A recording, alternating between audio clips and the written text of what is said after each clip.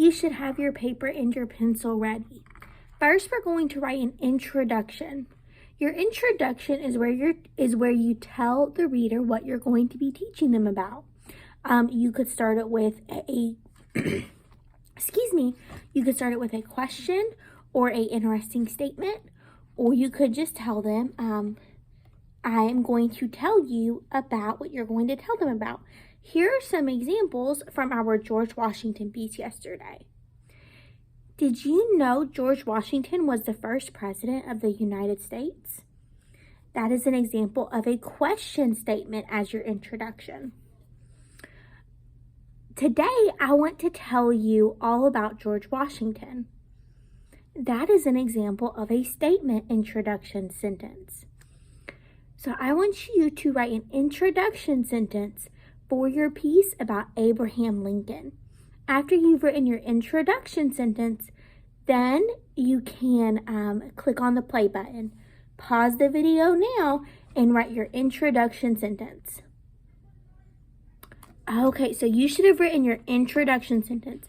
Now we are going to write some facts about Abraham Lincoln. Think back to what you read about Abraham Lincoln. We're going to focus on important facts.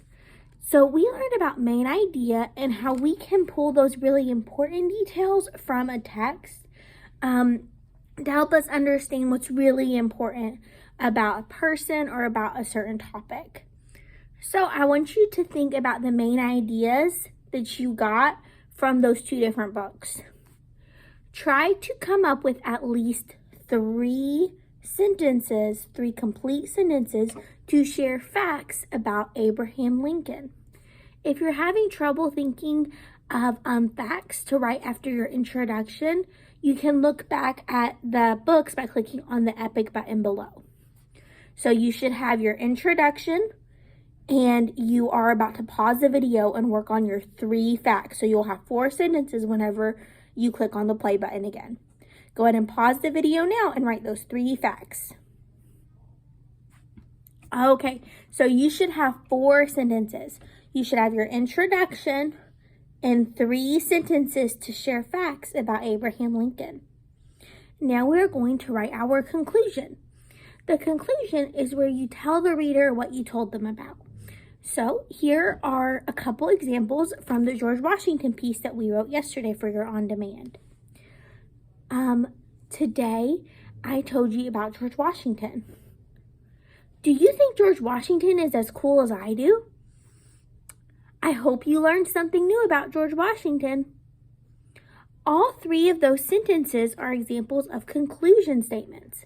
Conclusion statements just kind of wrap up your piece, and it kind of gives a signal to your reader that you're done.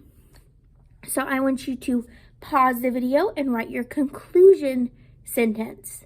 Whenever you finish your conclusion sentence, you should have 5 sentences in your piece.